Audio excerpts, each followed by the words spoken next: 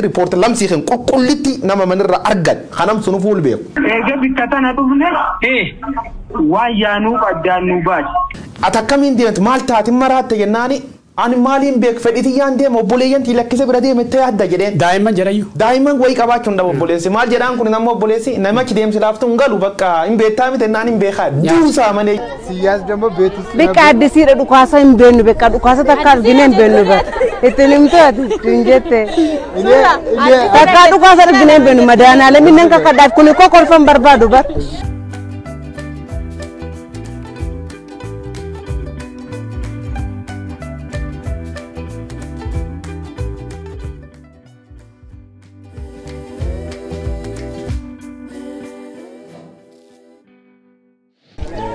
gara lola kanatti deesente ani bakka lola ta'u sambeeku bana leenjii deemtu jenna mana leenjii deeme halkan saadi halkan nu kaasee amma sin deemtu jenna makiina yaabuu malee iddoo akkasiidha xorani wanta nu isaan nutti man hin qabnu ne እኔ ያለች ወደ ስራ ቦታዬ የመጣው ጊዜ መሰልጠኛ ቤት ነው አመጣኝ ከደሞ መሰልጠኛ ቤት ደሞ መኪና ላይ ወጣ አለና መኪና ላይ ወጣው የት እንደምሄድ አላውቅም ከዛ ድንበር ነው አለኝ እዛ እርኮ ያለች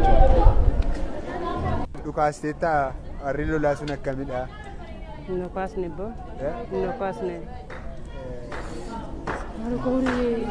ዱካስ ነ ኔሽን አከምት ቀበምተ አከምት ቀበምተ ደመነ ሰኔባ እዛ እንዳለች እኔ ውጋው ውስጥ ነበር ምንም አልተኮስኩም ሲያዝ ደሞ ቤት ውስጥ በቃ አዲሲራ ዱካሳ እንበኑ በቃ ዱካሳ ተካ አርግነ እንበኑ ባ እትንም ተት እንጀተ ተካ ዱካሳ አርግነ እንበኑ መዳናለ ምንን ከከዳት ኩን እኮ ኮልፈን በርባዱ ባ ምን እንዳለች ተማ እኔ አዲስ ነኝ እኔ ኮን ቀበሙን ጥሬ ነው ሎሌ ከሰ ጥሬ ሲጀምር ማረሚ መተኮስ አልችልም አልተማርኩም እኔ አዲስ ነኝ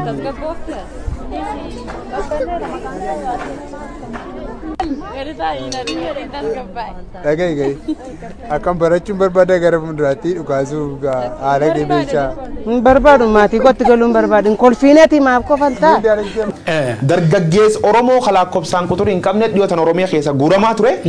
Dargaggeettiin sun fedhiisiitiin duultee nuun jecha turte OBN lelaaluu dandeettanii OBN faanaan faan miidiyaan mootummaa dargaggooti sun fedhuufiitiin duultee nuun jette faanaan OBN faan miidiyaan mootummaa gaafa maqalee qabatanii laayivii achinuu gabaasa tura maqaleerra ammaan ta waraan kan keessatti manuun hirmaan riippoortar hin qabnu adochi jiraanne nu yaana waraan kan ummati dhaga'uu qabaayyuu si dhaga'uu qaba beektaa wagga faana fa OBN faallee riippoortar nu erga naani garuu dargaggeessa Oromoo akkasiin fedhiin hin deemin keessa viidiyoo wayii oodiyoo wayii sagalee wayii Oromiyaadha nu dhaqqabdee jira itti deebina isaa wamaraafu dargaggeessi Oromoo bifa kamiin akka dirqiidhaan waraana kanatti makamaa jiru amma laalaa jirra kun amma Arsi communication magaalaa Asallaa irraa ka fudhanne kuni bifa kanaan gara adda waraanatti ka ergamaati jiranii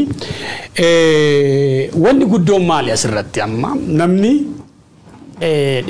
odeessaalee na darbee irratti nam dargaggooti kunniin akkamii akka walitti qabamanii gara adda waraanaatti geeffamaa jiran kaafne turre garuu gaafii guddoon maalidha amma pirezidantiin mootummaa naannoo Amaaraa ageenyota shaagara akka jedhutti balaan Amaaraatti dhufaa jiru balaa Itoophiyaatti dhufaa jiru jedhe how fakkeenyaaf Oromooni gaafa naannoo Somaalee irraa miileenaan buqqa'u Amaarri nu duuleera fakkeenyaaf akka jechuun sabi kamtu nu duulee Amaarumti Oromiyaa keessa jiru kuni shilingii beesita ka kennee jira yaa warraan fachuun tanatti never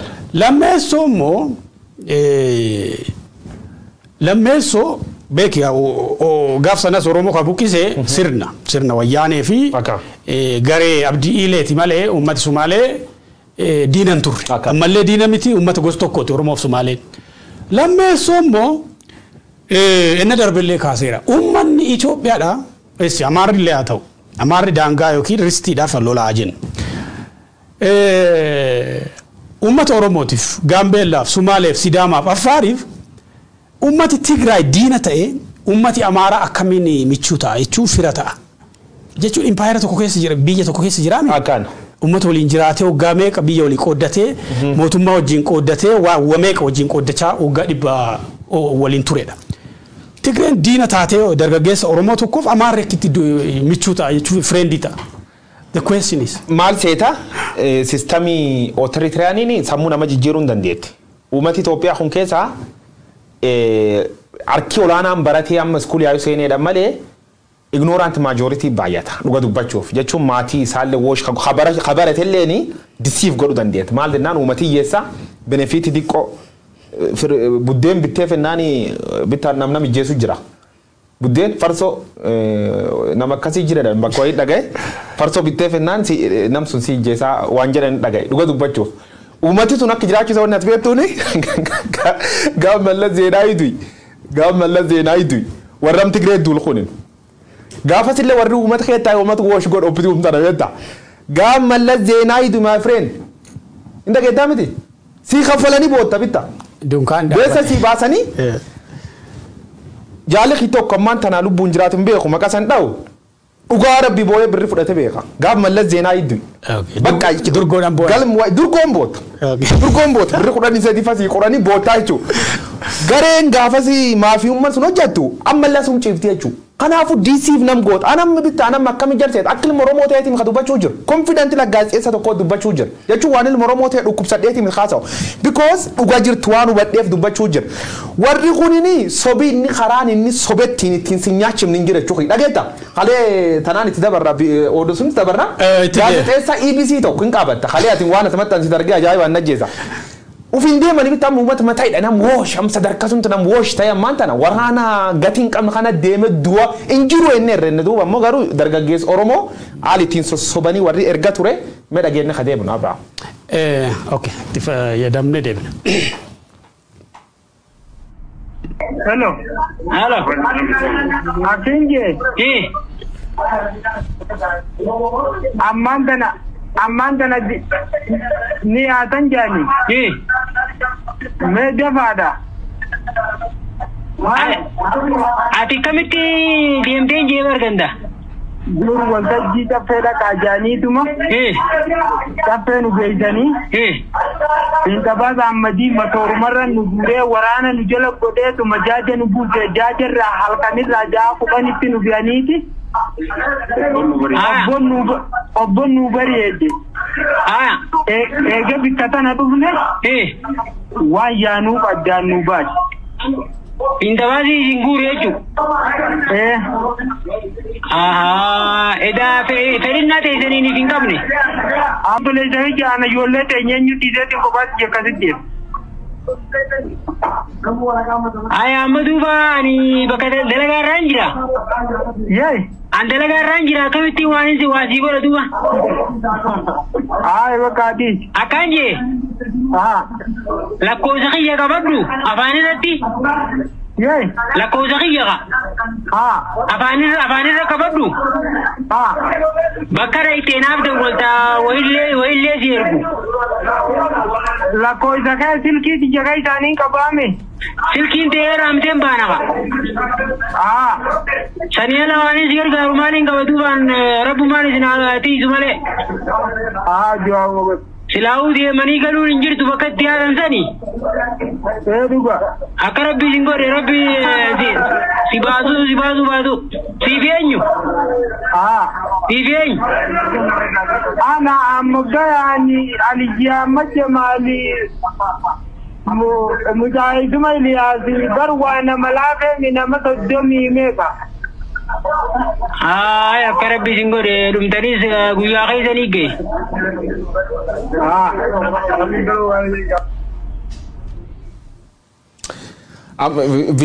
Oduun kun sagaleen kunini arargerra na argame jechuun wanni achi keessatti dhageettu garas nyaatti. Garuu haasaa hiriyyaan isa taasa kanirraa yoon kofaltettellee sin kofalchiiftu beekta garas nyaatti wanni ammoo haasaan nam kofalcheessa maal jedhaani itti bilbilee mucaan ees deemuu jirtaa jennaani bakki deemni hin beennu horiyaatan jedhanii eegi qobbo dabarreen duuba waraanatti san geessan nuun jedhanii atakkamiin deemtaa jedhee gaafate hiriyyaan isa qobbo jechuun argee baate atakkamiin deemtu maal taatiin maraatte jennaani ani maaliin beek fedhitiyyaan deema obboleeyyan lakkise bira deemte adda jedheen daa'imman jedhayyuu daa'imman wayii qabaachuun dha obboleessi maal jedhaan kun nama obboleessi namachi deemsi laaftu hin galu bakka hin beektaa miti naan hin beekaa duusaa malee jechuudha namni aduu beeku du'a deemin jiru jechuudha soo biltsiginnaan sammuu dargaggeessa Oromoo akka wosh goot Abrahaam tokko itti sii dara armumirratti ammaan tan argit kanaan hor deemtaa jedhanii mana si fuudhanii karaarra waraana deemu kan keessatti manii jechuudha. Lafan itti dhaladde keessatti riippoortii lamsii kan qulqullitti nama manirra argan kanam sunu fuul beeku. Tokko ijoollee baadiyyaatti mucaa qabanii fidanii maal jedhanii fidan seeta mucaani nam baadiyyaa nam baratee miti. Garuu harkaa hojjechuu kan hin beeka beekta xuyyuurfa maanifa waan xixiqqoo hojjeta. Achi mucaan kun ganti keessatti hin beekame bira dhaqanii bakka xuyyuur xixiqqaa harkaa waan hojjetuuf xuyyuur si obsimnaa xuyyuur si barsiifnaa jedhaniin. Mucaan gammadee maatiin agatti dhaamatee dhufee kaampii waraanaa galchan. Mucaan arrifatee boo'ee dadhabanii maatiin boottoof jibbaatanii humnaan warri isaanii jajjabaa cabsanii achi keessaa akka baasan tolcha. Mucaan kun nan baratee boorilee fula tokko dhaqqa bedanii kadhatanii. Booran keessa akka dhibisitti hima. Nam foolii Oromiyaa keessa ture jira.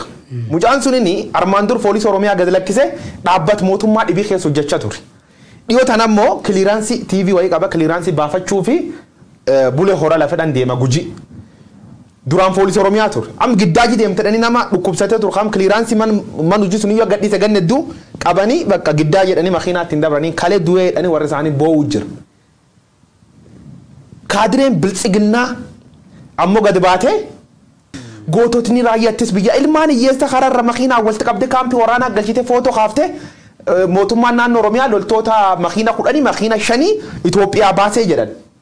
Itoophiyaa keessaa dhaabbileen hundi isaanii waraana gara duulaatti akka deemu maatii hawaasa jajjabeessaa jiranii suuraawwan abbootii amantaa fi sheekota qeessota paastaroota sannuu gadhiisaa amma kun gadda gaafa dababaayii masqalaatti deeggarsa waraana labsu yaadha. Sheekii waraana labsu. Qeessota kun amma qeessotadha. Amma abbaan gadaa kun amma maanguddoo bara dargii keessa lolanfaa abbaa arbanya jedhanii. Arbanya jedhanii malee warra humnaan fixa ture. Sun immoo warra Gaamoo abbootii jaarsolii Gaamoo. Kantiibaa Duubaa fi ministeera waraanaa Dooktar eenyuun Qanaa Dooktar Qanaa kun immoo sheekotadha. Abbootii gadaa fi sheekonnis alaabaa itti kennanii dargaggeessa akkasii gaggeessaa jiranii. Annam makdaba nam xalootii ta'uu qaba. Yasotaadhe yoom barqa yasotaadhe dhugumsitti maamiti. Barqan akkama sotaadhe. Wanni kun inni isaad baay'ee. Illiitiin TPLF balleessaa hojjatte kum hojjatte. Illiitiin amma ngor akka qabdu taa illiita doon ta'e warri argu akka qabu kam kaadireen gara federaala jirtullee yakka hojjatte ayoo hojjatte. Yakkamtooti kun lamaan wal qabattee waliin baduu qabdi. Kan tolchuuf karaa nagaa ta'een kunilleen ta'uu danda'a. Balleessuu jechuun polotika keessa baasanii namni itti gaafatama tolchuu. Silaadoo taata walillee balleessanii qeessiin faan sheekiin faan maaniin faan jechuun waan amantaa dubbachuutti hin jirru. Amantaaf siyaasaa walitti laaqamee gargar baafachuu dadhabne. Tana confuse nu tolcha dhuga dubbachuu. Ani nama yeroo iddoo armaan durallee waan abba gadaallee gochuun warra irra jibbee wadi dubbadhee ture waan dubbartuun namni gariin abba gadaa qeeqxa kanaan jedhullee ni jira. Of course hin qeeq abbaan gadaa is a man yoon yakka hojjetaati yakka medhanii itti mana sun cubbuun qabu. Qeessiillee sheekiillee nam rabbiin ol ergeetti hin dubbatina nuun jedhu yoon ta'an itti dubban. Amma maal jennaa nam war kanaan amma nam waraan labsa jechuun deemi jeesii jedhee nam labsu nama harka dhiigaa akkamii dhuftee jalseen. Kanaafuu amantaan sadarkaa kana kuftee jirti.